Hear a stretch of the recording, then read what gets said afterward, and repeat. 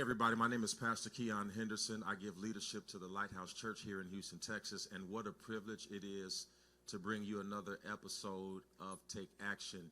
Today, though, I didn't come by myself. I brought some help, so I'm getting ready to let my help loose. All the fellas in the room, make some noise. Listen, we are here having Take Action. Today's message is geared towards men and the women that love them. So if you are a man and you need some help in certain areas, we're going to help you there. If you are a woman and you don't understand men, then this is going to help you as well. So typically I'm looking at you in the camera, but you may see me look to the left and to the right because there are a couple hundred men in the room with me today, and we've decided that we're going to come and help each other together. Fellas, y'all feeling all right today? All right, so if you got a Bible or you got an app, go to 1 Samuel chapter 17. 1 Samuel chapter 17. And I almost, in my head, I almost had y'all do it like old school. Somebody stand up and read me, read it for me. What's verse number 1? 1 Samuel 17. This is a very familiar passage of Scripture. And still, those of y'all who are watching, we're still in the principles of the kingdom. We're dealing with men today because I feel a certain urgency. And we had an amazing men's event this weekend with Bishop S.Y. Younger, and we had men at the altar crying out to God. And so the next time you hear about a men's conference here at the Lighthouse Church, make sure that you are taking a part of it. All right, so everybody here, you already know, at least you're familiar with 1 Samuel 17, David and Goliath, right?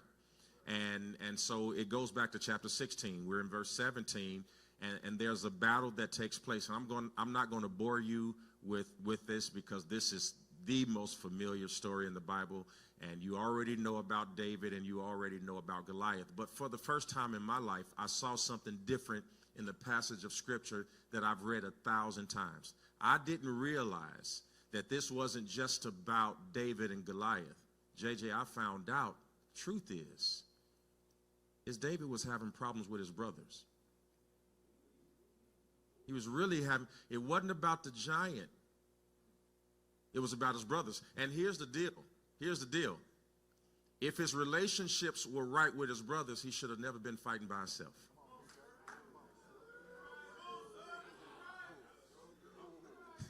Because I don't know about you, the kind of brother I am, if me and you somewhere together and something comes to fight you, they got to fight us. Who am I talking to?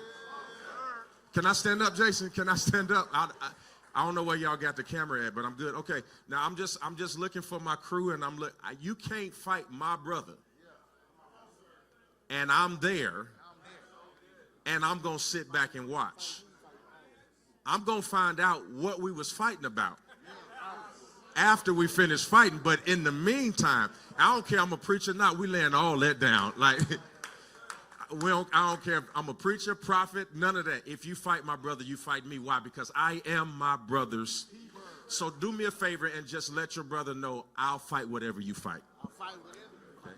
You do the same thing online. You just type in the chat, I'm going to fight whatever you fight. So I found out that we got an issue here because we see David fighting by himself, and he got plenty of brothers.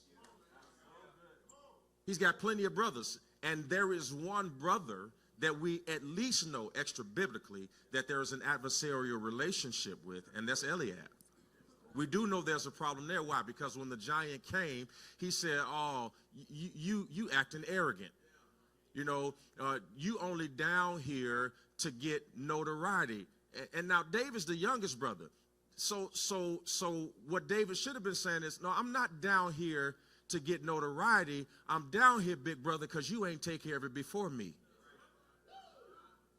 And so it is the responsibility of every gentleman in this room, everybody above 40, look at somebody below 40, and you tell them, I'm going to kill the giant before you get there. Don't be scared to tell your age. Now, come on now. Y'all some of you are like, you look older than me, bro, so I ain't got nothing to say to you. Just look at your brother and say, I'm going to take care of Goliath before you get here. Eliab is frustrated. He's frustrated. And let me tell you what frustration really is when it comes to brothers. Because brothers, we ain't really frustrated with each other like that. You know what it really is? Jealousy. Because me and we don't handle this well. We always talk about, I ain't jealous of nobody. I'm good. I'm secure. The truth is Eliab is jealous of David because Eliab believes that he should be the one. Why?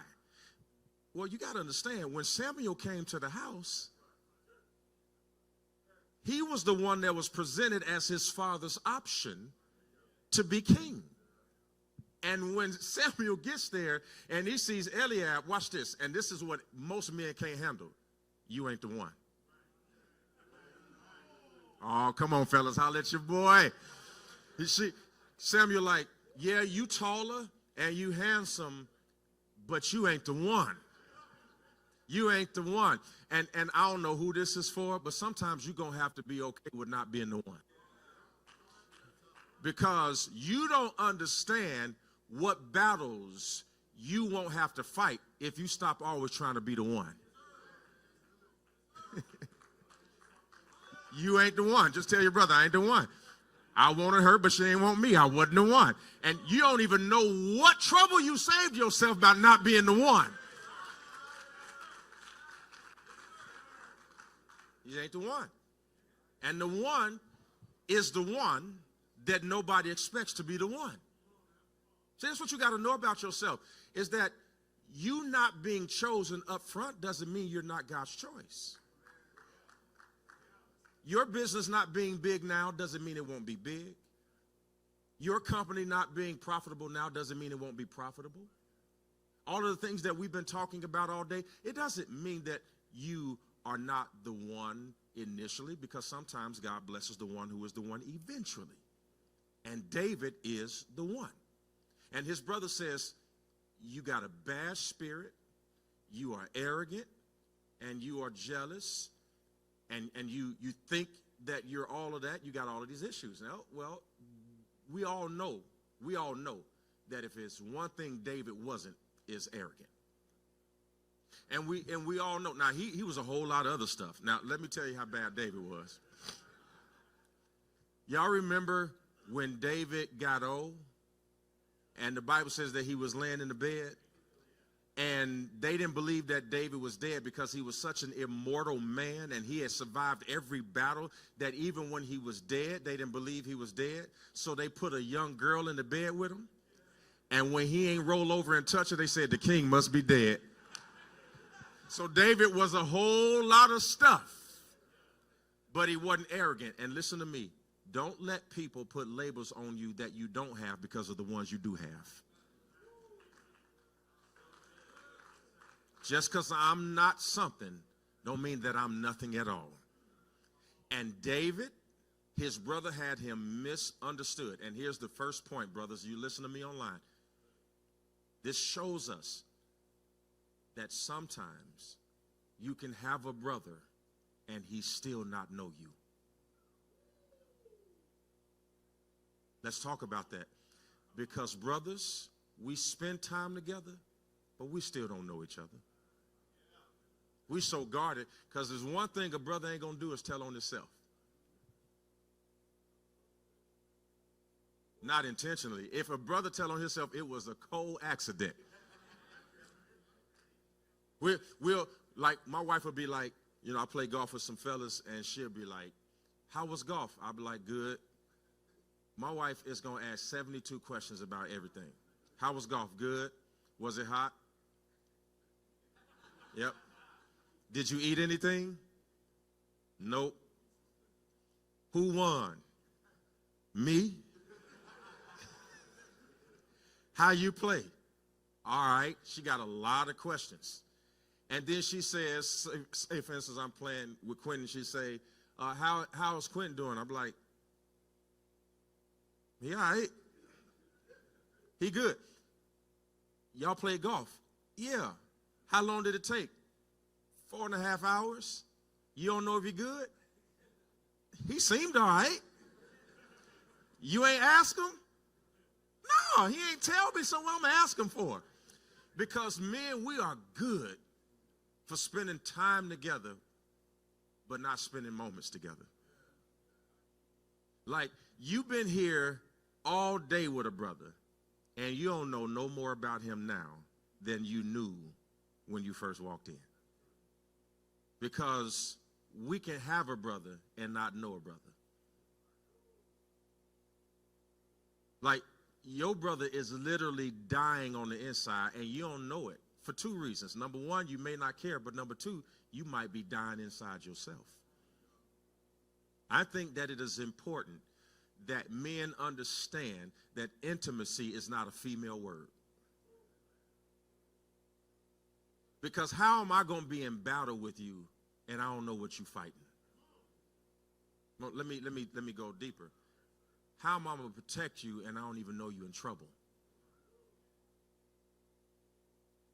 I gotta know, and you gotta know that in order for a brother to talk to you, he's gonna have to be able to trust you. And how many brothers online and in here, you got trust issues? Like, you just ain't just gonna be sharing like that. You're not gonna be talking like that. We have these trust issues, and there is something called an attachment style. What an attachment style says is that the reason why you suffer with trust and love as an adult is because you actually were handled by somebody who suffered with those same traumas when they raised you. So you don't trust, but your daddy wasn't that trusting either. And you don't trust because somebody dropped you, Mephibosheth. And you don't trust because when you did trust her or him, by the time they finished using what you said against you, then you decided that you were not going to trust anybody else. Any men online or any men in the audience, you're afraid to talk to your significant other about things that require trust because you are afraid of how it's going to be weaponized once you release it. Make some noise so they know I ain't here by myself. So brothers can spend time together and not know each other. Now watch what he says. He says, why did you come down here to fight? And with whom did you watch? Look at this hating. And brothers, we got to stop hating on each other. Watch what he says. And who you lead those few sheep with? Ain't that hating? Y'all hear the hating in it? Who you lead those few sheep with? And David is like, see, that's why I don't talk to you. That's why I don't talk to you, because I already know what you think about me. Who you lead those few sheep with? And by the way, you better be glad that I only had a few sheep, because what you don't know about the few sheep is I've been protecting those few sheep from lions and bears. And it is the skill set that I gained defending those few sheep that's about to defend you from something that you too scared to fight. And I want to talk to every brother online and in here. You better understand that everything you went through, although you didn't want to go through it, and every moment you felt small, and although you didn't want to feel small, all of that was used because God's going to use that small experience so you can slay a big giant. And everything that you have been through is going to be used for the thing that you are about to face next. Touch three brothers and tell them, I'm ready for this fight. I'm ready for this fight. I've been broke before. I'm ready for this fight. I've been alone before. I'm ready for this fight. I've been abandoned before. I'm ready for this fight. I've been rejected before. I'm ready for this fight. I've been told I wasn't enough before. I'm ready for this fight. I lost a job before. I'm ready for this fight. I've lost a car before. I'm ready for this fight. It is what you have done in the moments where you didn't have enough that God was building the strength so that when you get to where you're going, you will understand that you can beat something that has everything even if you don't have anything. Because Goliath had a sword, a shield, a helmet. He had everything. David had nothing at all. And can I tell you, you're about to win this next battle with nothing. You're about to win this next battle with nothing. All he had was a rag and a rock. Because, see, real men can win with less. Just because you got make you a winner. Just because you have a lot doesn't make you a winner. Real men can win with less. All he had was a rag and a rock. And what he learned in his rough times was getting ready to help him in this time. Because you imagine Goliath comes, and I want to talk to brothers who recognize, listen to me, that in your next battle, you're going to have to refuse something.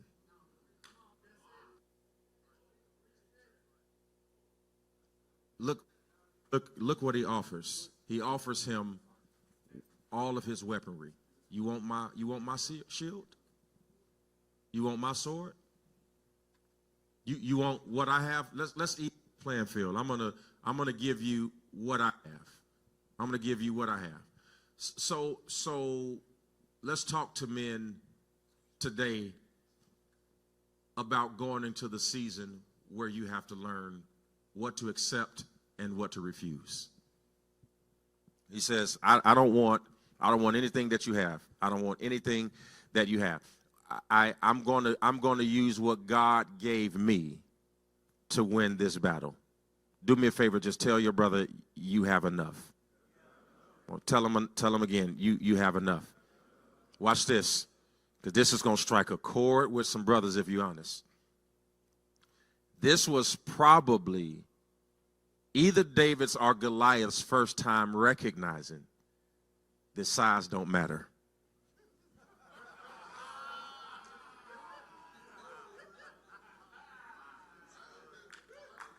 Oh, I'm talking to men and the women who love them. Listen, because up until this stage of the game, size was winning. Goliath is 9 feet tall. David is probably 5. And he finds out that it is possible to have success even when you don't have size.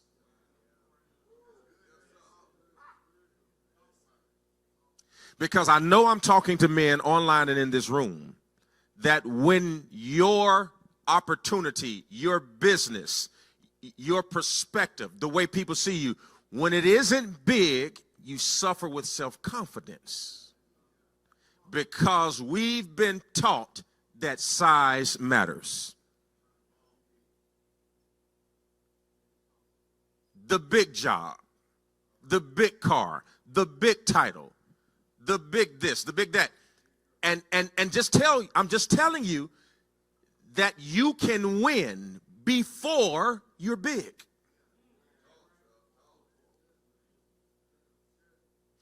You have to stop equating success with size.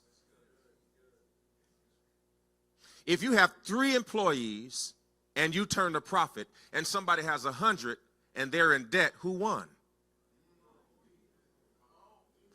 The person with the size or the person with the strategy? Can you do me a favor? Over this next season of your life, can you work on your strategy and not your size?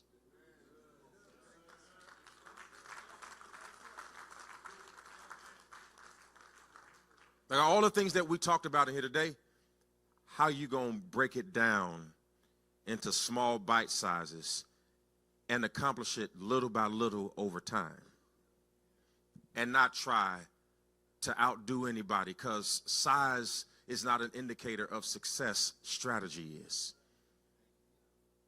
Does this make sense to anybody in here today? How many of y'all online brothers in the house agree with if it ain't big, don't nobody want it? Like if you don't make a whole lot of money, they ain't too interested. If you ain't got the best car yet, they looking at you funny. Y'all ever seen those parodies online where the dude go try to talk to the girl and she see that he got on some raggedy clothes and she like and then go outside and see he driving a Lamborghini, talking about, where you going? Not with you. Because you were looking at my size. You didn't understand that this is a strategy, that I dress like this so that I don't attract people who want me for what I have. I'm looking for somebody who want me because of who I am. Are y'all listening to me? So Saul doubted David. His brothers doubted him. Samuel doubted him. And this is what I learned. A lot of men struggle because all your life you just have to deal with doubt. Everybody doubts you. And what happens when everybody doubts you? You start doubting yourself. Raise your hand in here if you've ever had a season where you doubted yourself. All right, put them down. Let me ask a more important question. How many of you are doubting yourself right now currently? Y'all look around. Because a doubtful man is a defeated man. A doubting man is a defeated man. Let me tell you something. You might defeat me because I lost, but you ain't going to defeat me because I doubted. No. I'm not saying I'm going to win, but I'm not going to lose because I didn't believe I could win. You have to get the doubt out of your mind. And the only way you're going to do that, going back to the story, you got to forget that Samuel didn't see you.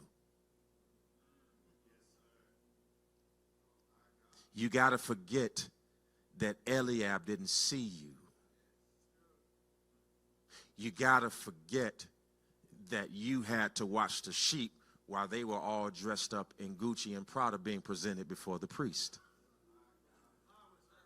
You got to forget. You got to get that out of your mind, because the only person who sees you that matters is God. And if you could see yourself the way that God sees you, when you walk into your next circumstance and situation, you have to walk in with confidence and not doubt. You don't doubt yourself because you're not where you want to be yet.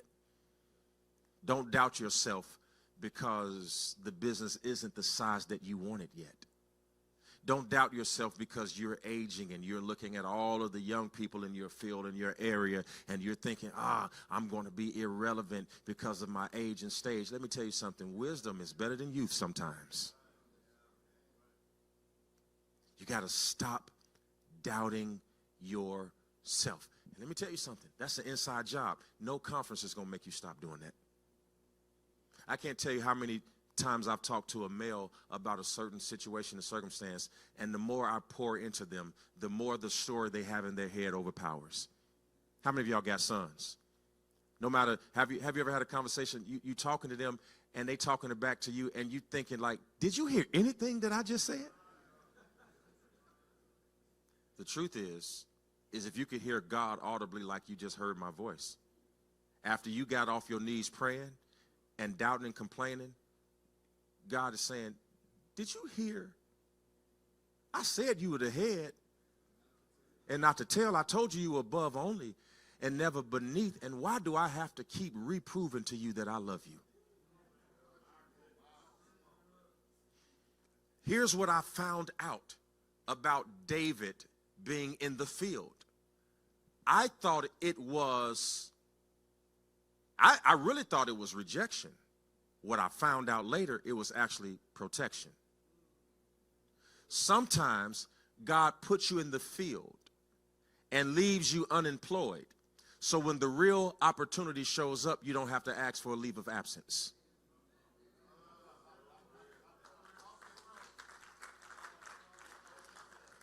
Some of y'all too busy for God to come get you. You ain't got no time. If he came to get you, by the time, and I know, watch this online. Every man will agree with this. Everybody calls you to do everything. You ain't no mechanic, but they need you to fix their car. You don't know nothing about no washing machine, but when it stopped working and it still got water in it, they calling you over there. You don't know nothing about no hot water heater, but you in the attic sweating, trying to get that flame back on. Y'all talk, and it's electric, and you looking for a spark, but that's a whole nother conversation. Some of y'all got daughters. The only time they call you is when they crying. Some of y'all got sons. The only time they call you is when they need some money. Some of y'all have spouses that are walking around all day long saying that everything is okay, but the moment they start talking about 9 months. I thought we was okay. Where all this come from? For those of y'all online right now, we ain't even turning the camera in, because this is what every man here just did. So you got David, and David is like, all right, this is my fight. I'm going down here. I'm going to do it by myself. I should have some brothers helping me, but I don't have none. I should have some brothers helping me, but I don't have any. And I'm going to give you, real quickly, and I want you to write these down, 10 things that I think that every great man should have.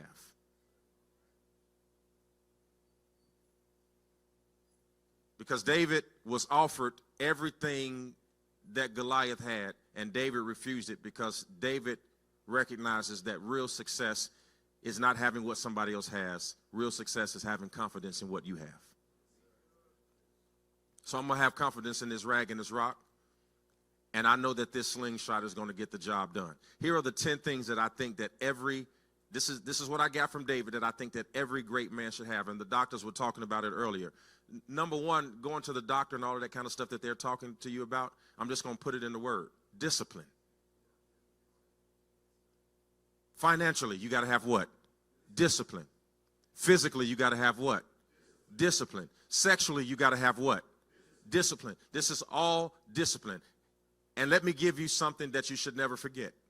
Why should you pick discipline over anything else? Because discipline is cheaper than regret. Regret is expensive. Discipline don't cost that much. Regret, it'll cost you everything you have. All right? So everybody shout discipline. All right, number 2. Is this going to help you all? Number 2, resilience. That means that you have to have the capacity to bounce back. You got to have the capacity to bounce back. I want you to understand that I define man as responsible. That's how I define it. Not haircut, not facial features, not reproductive organs. Man equals responsible. Resilience. Fight back. You get knocked down, what you gonna do? Get up. When you're looking at something that's twice as tall as you, then you stand up in your spirit. Because David was bigger than Goliath where it mattered. He was bigger in here. And no matter what size your bank account is, no matter what size your house is, no matter what size your car is, if you're big in here, you're big. You gotta be resilient. Everybody say resilient. Number 3, and this is a huge one. This is why David was able to win, is because he had emotional intelligence. Here's one of the misconceptions about men that women say about us: we have no emotions. That's not true. We just don't trust you with them.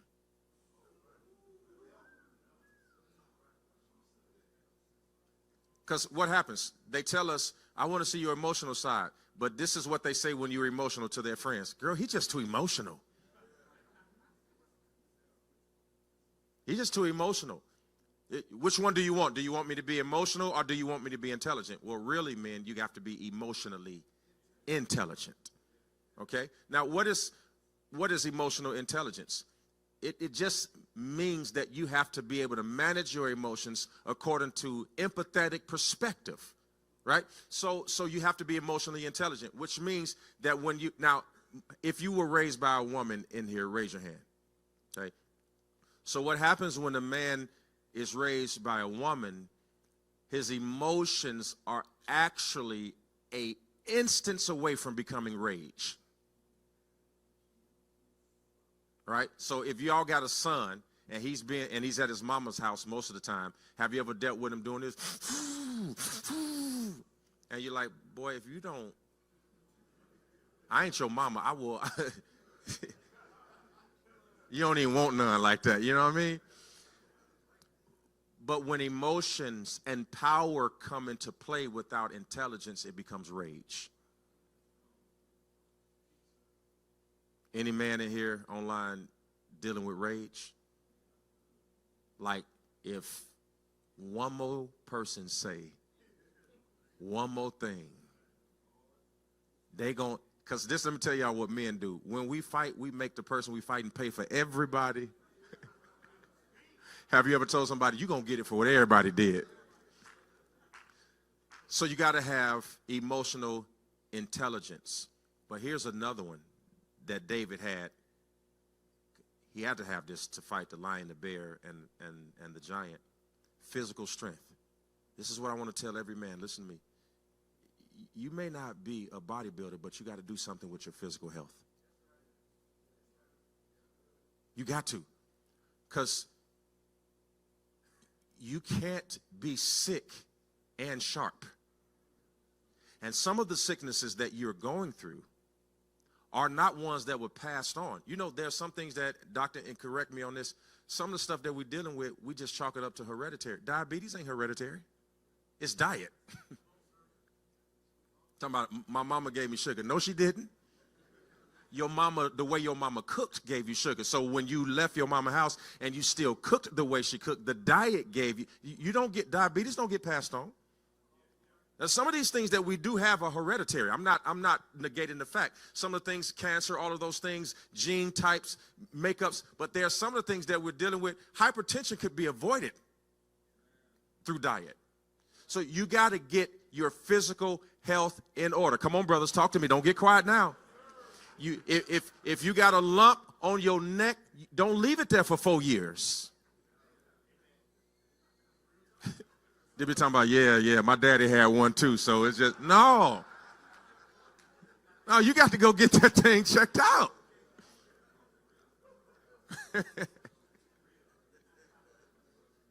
Yeah, man, that's just running the family right here.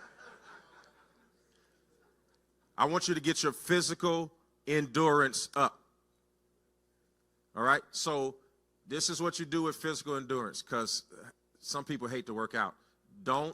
Where that physical trainer at? Is he still here? Don't start off with somebody like him. Say, he's sitting up here all strong. I'm looking at his biceps. He work out for breakfast and he eat for dinner. Like, he just work out all day.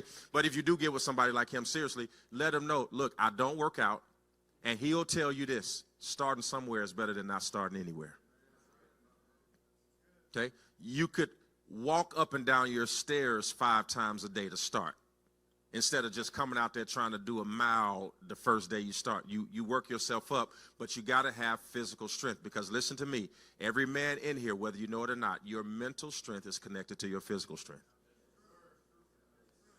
When you start to feel bad physically, you start to feel bad mentally, and when you feel bad mentally, you start making bad decisions. Okay? Y'all ready for number 5? Every good man needs integrity.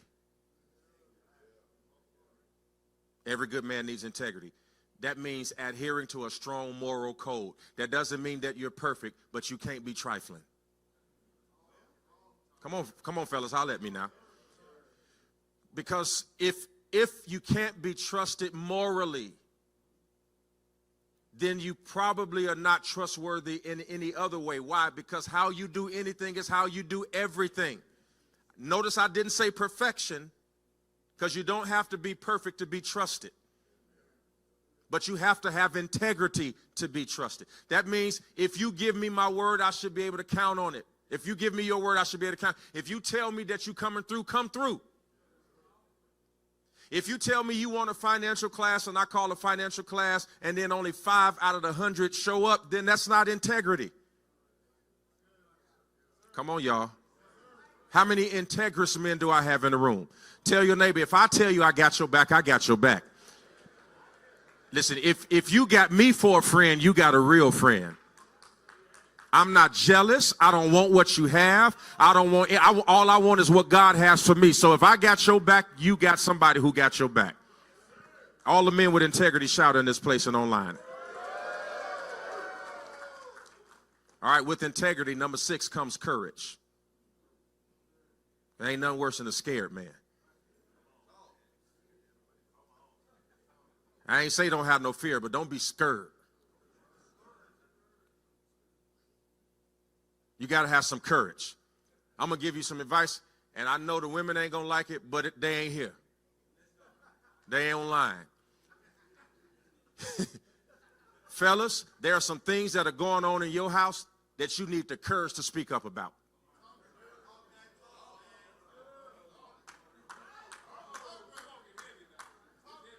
All right, fellas, now they're going to hit me up online. They're going to go crazy, so y'all got to fight back too. Because they got you all scared sexually, because if you speak up, then you can't have sex. Temper yourself, go to the Lord, do what you got to do, but don't let sex keep you from speaking up about what's right in your house. Because what's going to happen is when you, and you got to be in the right, though. I ain't talking about misusing your power, but I'm talking about not being scared because she's going to be silent for 2 weeks. That means you need to pray for 3 weeks. Talk to God while she ain't talking to you. But you got to speak up about what's happening in your home. You are the head of the house. God put you there, and you've got to. The first sin of Adam wasn't eating the apple, it was silence. Because he could have told Eve what God said. We got a silent man problem in the earth today. We don't say nothing about our boys killing each other. We don't say nothing about our girls cutting each other. We don't say nothing about our streets. We don't say nothing about the gangs. We don't say nothing about our churches. I need some men who will speak up. We got to decide what we won't handle. If you live, listen, as for me and my house, ain't nobody staying at home when we go to church. You talking about go ask your mama? No, ask me. Because me and your mama done already had a talk about this.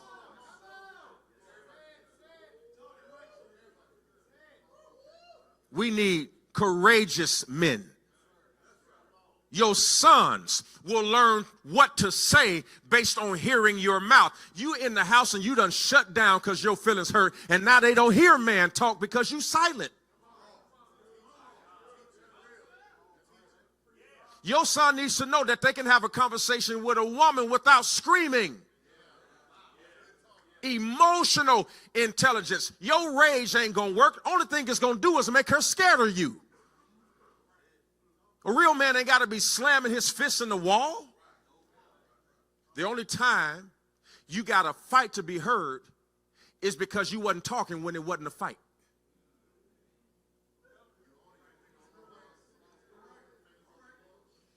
Talk to me, fellas. Listen. I ain't never been one that's just going to say what's popular. You already know that about me. I stay in trouble. Courageous men. Just because you fail in an area where your son is falling don't mean you stay silent. You tell him, your daddy did that already. And here are the consequences if you don't correct your actions. You don't just sit back and say, well, I ain't perfect, so I can't say nothing. Sometimes you got to be a loud, imperfect daddy. Oh, see, because we allow our mistakes to silence us. Sometimes you have to be able to say, son, I can't do it myself, but I ain't going to watch you do it.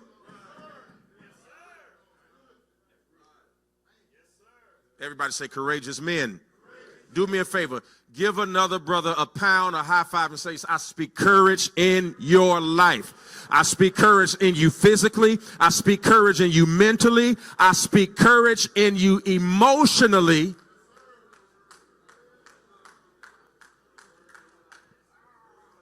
One of the world's biggest problems is silent men. Ain't got nothing to say about something we got something to say about. I remember one time me and my wife was in marriage counseling, and I did that. I've been through that. That's why I'm talking to you like this now. And I did the thing that most of us do. We were going back and forth on one issue, and I did what most men do. When we can't get over, I just said, you know what, don't worry about it. She right. And the marriage counselor said, no, that ain't going to bring about healing. He said, if the relationship is a car, let's hurry up and crash. Because you're going to get in an accident anyway. You got to have courage to speak up. But if you have emotional intelligence with that courage, you understand that I'm not talking about aggressive meanness. I'm talking about the courage to speak. Because let me tell you, they're going to tell you what they think. And here you are, for the sake of argument, you just going to be quiet, so everything going to be okay. But is everything really okay? Help me, Holy Ghost.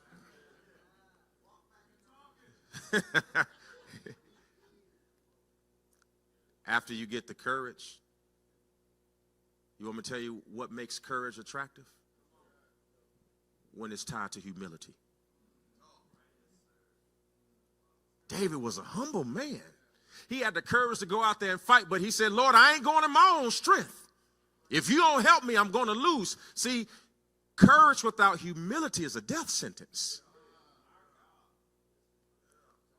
You got to be humble. That means you got to stay grounded. Just because you made $100,000 last year don't mean you get to be arrogant. Just because your watch costs $30,000 doesn't mean you get to treat people any kind of way. See, because men, look at me, fellas, we have a tendency to think that the more we do for you, the worse we can treat you. Did that hurt? It hurt. Yeah, I did all of this. So what you talking about? I'm the one. Do you understand that providing is not a love language? Just because you bought her car don't mean she got to listen to you. Just because you paid the mortgage doesn't mean she has your courage, humility, emotional intelligence. All of that garners the respect. Now, any good woman is on the other end of the stream right now talking about, tell them, Pastor, go ahead, because this is what they've been trying to tell us the whole time. But here's what I do know. This is what I do know. Sometimes for some people, you can bring this wrapped in a bow, it still won't be accepted. Because I know I got fellas in the room like, you don't know my woman. I hear what you're saying, but you don't know who I've been with. But the Bible says that when we are dealing with somebody who is wayward, we win them to Christ through our consistency.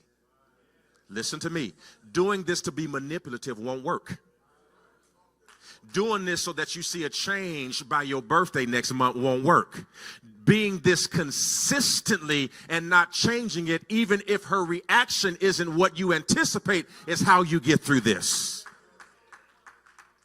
Oh, God, help me in this place today. Online, I need y'all because I done lost my boys. They was with me when we started. Y'all still here? Well, say something then. Where you at? That's what I'm talking about then. Holler at me then. That's who I want to be in a fight with. That's what I'm talking about. Humility. Number 8. Ooh. Uh-oh. You ready? Because we in here together. Struggling with accountability. There it is. There it is. Accountability. Taking responsibility for my own actions and decisions. Instead of always blaming somebody else. Well, I'm this way because my daddy. Well, this is what I've never understood. How am I this way because of what my daddy wasn't, but I am not good at what he was good at?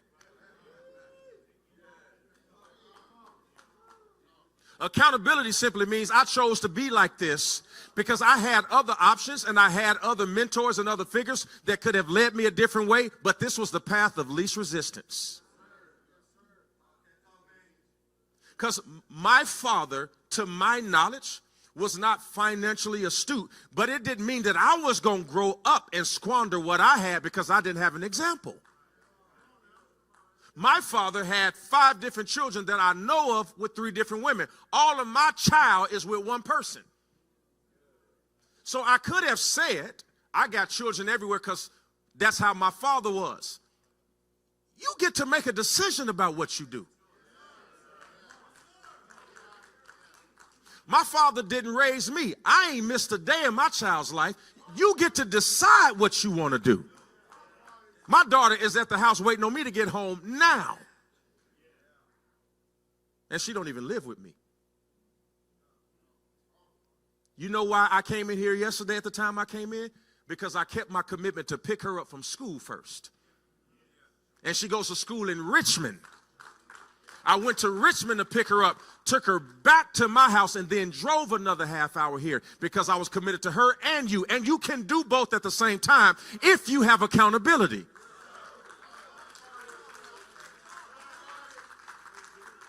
See, when you're accountable, you can say, I might be late, but I'm coming.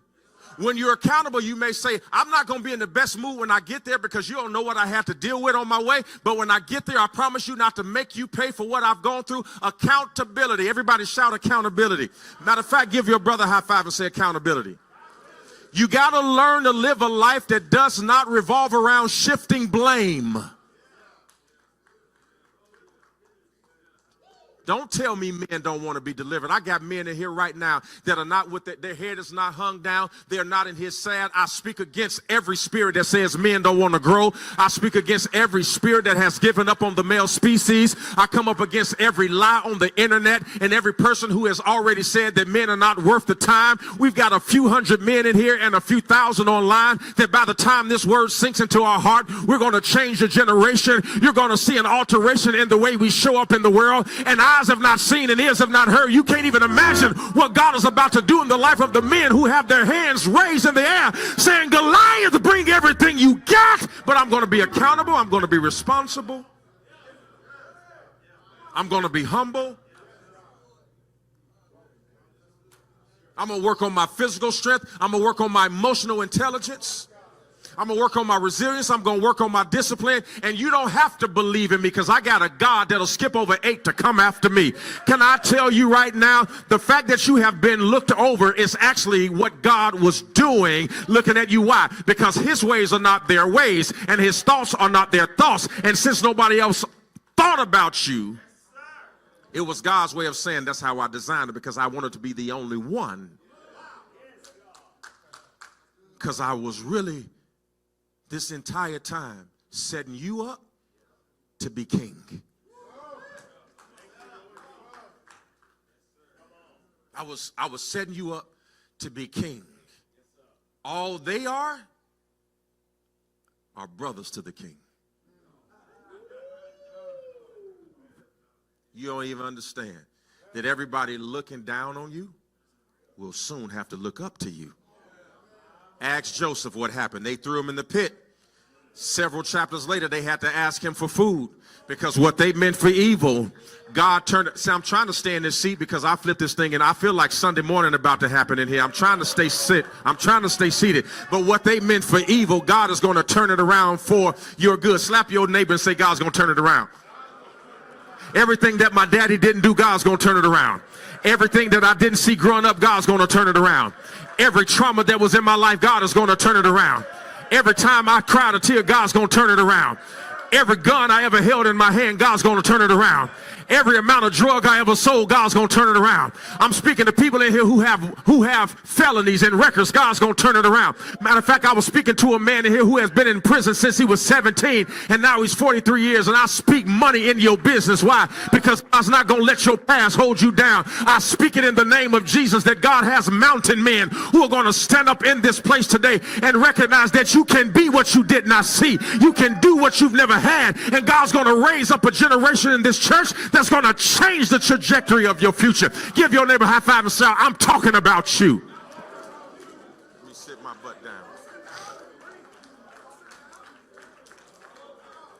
Which leads me to the next point. Everybody shout leadership. Don't just be a male, be a leader. Be a leader. Be a leader. Lead your house. Lead your family. Can I talk, oh God help me, can I talk to men in here who got baby mamas and your children don't live with you? I don't care what you got to do, whether it be legal, emotional, don't let nobody keep you from being a daddy because they don't like you.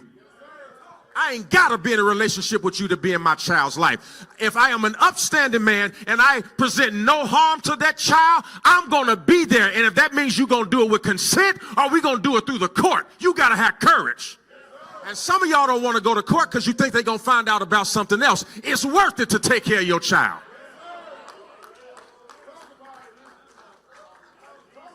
Your children are suffering because the thing that they need is in you. But you don't have the courage to fight back because she's so persistent you feel defeated. I speak supernatural strength for you to fight for your children. I speak that although she know how to fight better than you, that God give you a feed anybody who keeps you out of your child's life because they're disenfranchised by how y'all broke up. And let's just go on and be honest. Everybody say accountability. Yeah, I didn't treat you right, but I didn't date my child. I didn't treat you right. You're right. I broke your heart. I did everything you said that I did, and I'm still here for mine.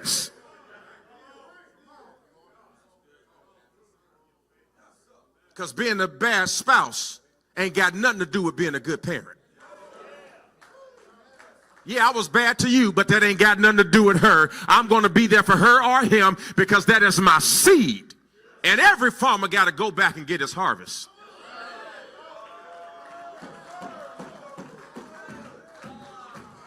If you don't go back and get your harvest, it's the equivalent of leaving your harvest in the field. Somebody gets free food, and that's why they're eating on your daughters and eating on your sons, and spirits are feasting on them because the farmer has not gone back to get the harvest. Slap your brother and say, go get your child.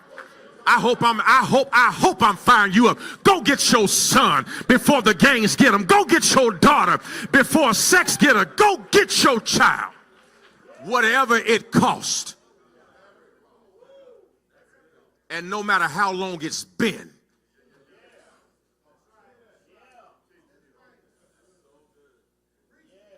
I can't tell you the trauma I had because my daddy didn't come get me. Every bad decision I made and every excuse I made was because he didn't come and get me.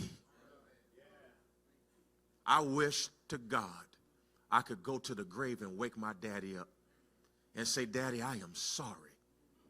Because when I was a child, I thought as a child. I understood as a child. But when I became a man, I put away childish things.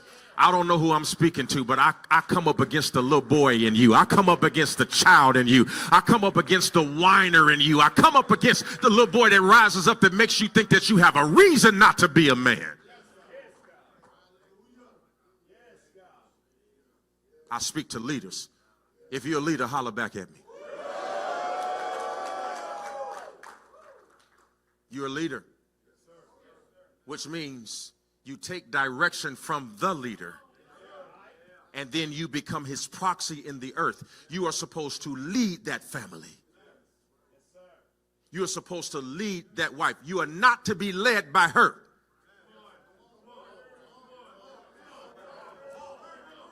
I don't care if she make more money than you. You still the leader. The position was never allocated to the paycheck. It was divine order. Y'all don't want to hear it because you ain't got no courage. You scared she gonna say something. You're a leader. You're supposed to be out front. You're supposed to be in charge with compassion and humility and accountability. I didn't say be a dictator. I said be a leader.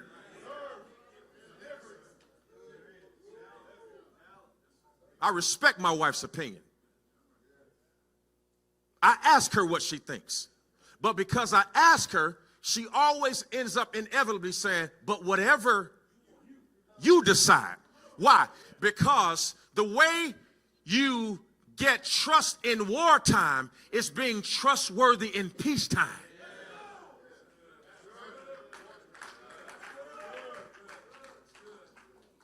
Which means you got to know when to hold them and when to fold them. You got to know what's worth fighting about, and you got to know what's worth. And you got to decide whether you want to be right or whether you want to be successful. Because one thing we always doing as men is we're always logically trying to explain why things ain't right. And this is what she hears when you're talking. Blah, blah, blah. She don't hear nothing you saying.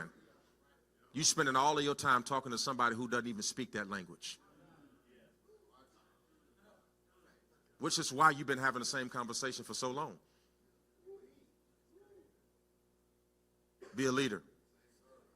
You got to be a leader. Everybody say leader. I'm going to give you this last one. And this is what every man got to be. You ready? Adaptability.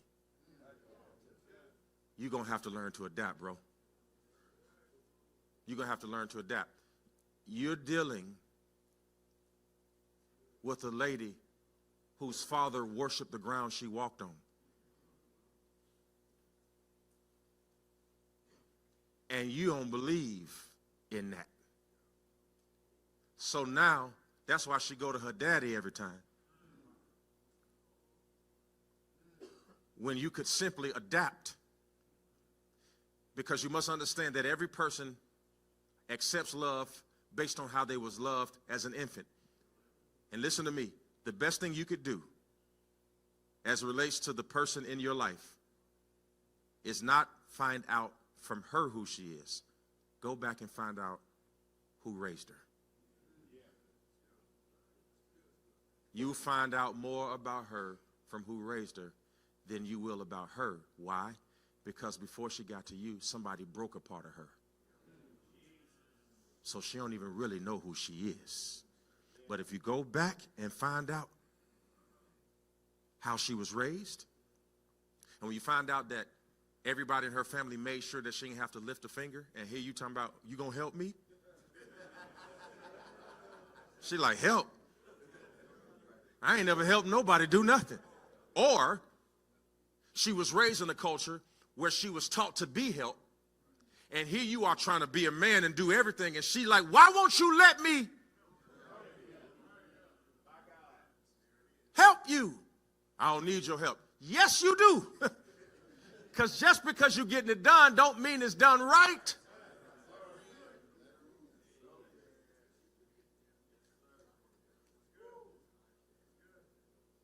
David didn't win this battle because he had a slingshot in the rock. He won it because he was adaptable to know I can fight lions, bears, and giants. And I know you don't fight them all the same way. The Bible says that he took that rag and that rock,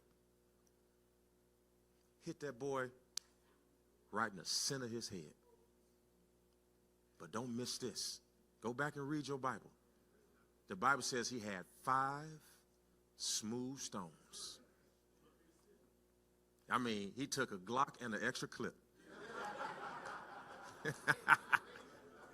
Boy was ready. I know I got to speak y'all language. Y'all don't throw no rocks, but you know what I mean. You got me? Why did he bring 5 stones? Because Goliath had brothers. Now, what should have been happening is all of Goliath's brothers should have been out there with all of David's brothers. Now David is in a position where he got to fight his enemies and all of his brothers because his brothers didn't show up to help him fight. I want to know, is there at least 4 brothers that'll tell another brother in here, if you go to battle, you don't need but 1 stone, because I'm bringing 1. I got a pocket full of, come here. I'm going, oh yeah, I knew I was in the right place. Touch somebody, say, I got your back. I promise you, I'm bringing my rock. I promise you, you ain't got to worry about Goliath's brothers, because while you fighting Goliath, I'm going to take care of his kinfolk. I need every brother in here to find another brother and tell him, I got you. I promise I got you. I promise I got you. I promise I got you. I promise I got you. You can trust me, I got you. I won't tell your secret. I got your back.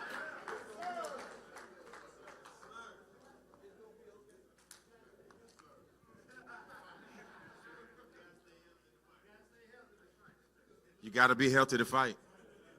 You got to be healthy to fight. You got to be humble to fight. You don't think that, say it again? What you say? I don't know, tell me. That's right. He do say that all the time. Everybody has some, like I was telling him one time, big old strong dude came up while I was in college. He wanted to fight. He was bigger than me. He was bigger than me. He was a senior. I was a freshman. And he came up talking about what he'd do to me. And then this is what he said. He said, I'm from Chicago. I was like, so do they got special chins in Chicago? Because, like, if I get that chin, I don't care where you from, homie's going down. Like everybody got a plan till they get punched in the face. And what he means by that, is that pure aggression and anger, that don't win the fight. Being strong and macho, that doesn't win the fight. Being humble before the mighty hand of God, being accountable, being courageous, you'll get to a place where you'll never be defeated. Floyd Mayweather, I guarantee you, as much boisterousness and velocity as he presents on the way to the ring, I promise you when he gets in the ring, he respects everybody. See, when you see somebody dodging a jab, that's called respect.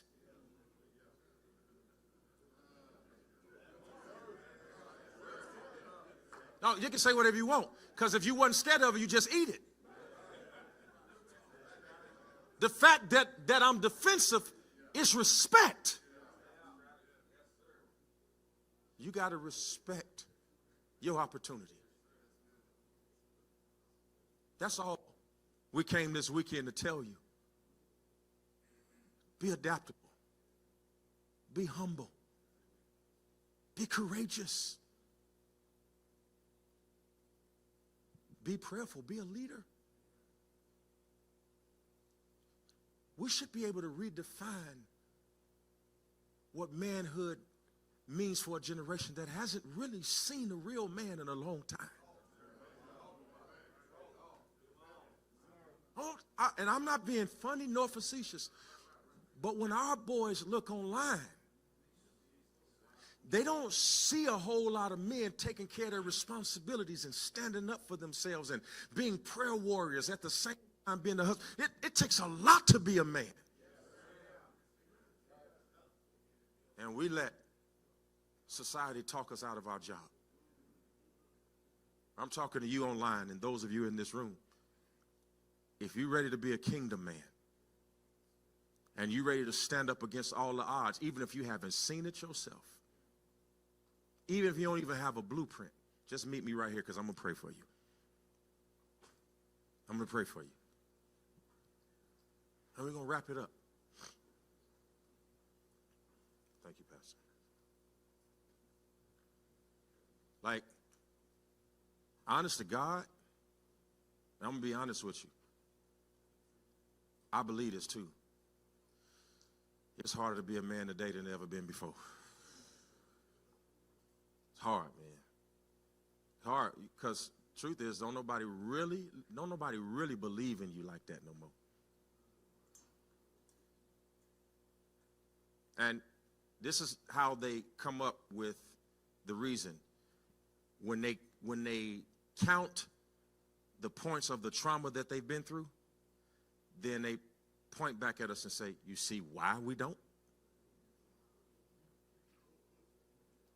So when you think about all of the men who've abused their power before you, and then here you come up trying to be upstanding, they like, yeah, but it's gonna take me some time because let me tell you what I've been through. So it's like Doc and the trainer. I was up here listening to him. Do you know how many people don't trust his information because they got bad information? I think you use the term self-diagnosis. You know how many people think they know what they got? Or the trainer, I got a trainer. Even when I can't, this is how you know my trainer cares about me. Even when I can't go to the gym, he texts me to work out. Hear me? And when he texts me to work out, obviously there's no charge because I ain't in the gym with him. But he cares enough about me to give me a strategy even if he don't get a check. So all it does is it makes me want to get to him because he cares about me at no benefit to him. Why? Because if people know that he's my trainer, then when they look at me, they are looking at his product. this is the same way God is. God needs to make sure that you are in shape, because when people look at you and you going around here talking about he your daddy, you got to look like you belong to him.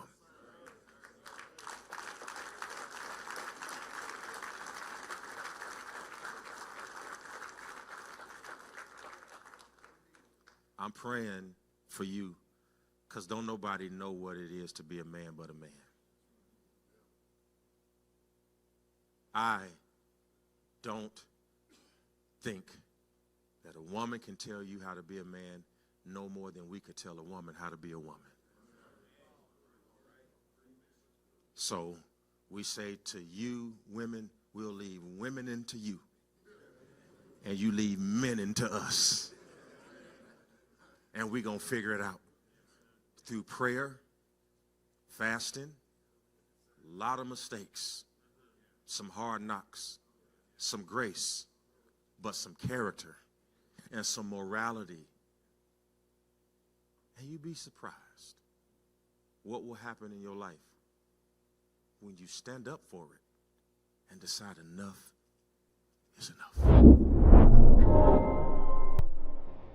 Hey, everybody, listen, what a phenomenal move of God with brothers dwelling together in unity. I can't think of a more enjoyable place than in the ark of safety with brothers who got your back. And so we had hundreds of men in the house, perhaps thousands online, who were delivered and set free. This was a message for men and the women that love them. Well, we never like to end without giving you an opportunity to give. I want you to make sure that you attach a seed to this message, because let me tell you something, God gives seed to the sower. You don't want to get this word of God without having something in the fertile ground of the word of God. So they're putting the given instructions up on the screen right now. We're going to make sure that we continue to help as many people as we can. As a result of this movement, the Mountain Men's Ministry movement, and this fine gentleman here, Pastor Damon Hammond, who has literally wrecked this place with exponential exploits, and the way he's just attacked this with his mind has been amazing. We're looking at building a house for a deserving family. I don't know how close we're going to get there, but we have to do it with resources. Now, you can do whatever God lays on your heart. I tell you this, I believe that God is faithful for anybody who begins. Who begins? I don't know where you're going to start. I've been saying this because the Lord put it on my heart. 2%, 3%, whatever it is, begin somewhere with a consistent gift that you give to God, so that he can open up the windows of heaven and pour out on you a blessing you don't have room enough to receive. Do we enjoy ourselves, family? Yes, man. It's awesome. Man, so from our hearts to yours, from our home to yours, we love you. We'll see you next week. God bless you. Ain't nothing you can do about the love we got for you. We'll see you soon.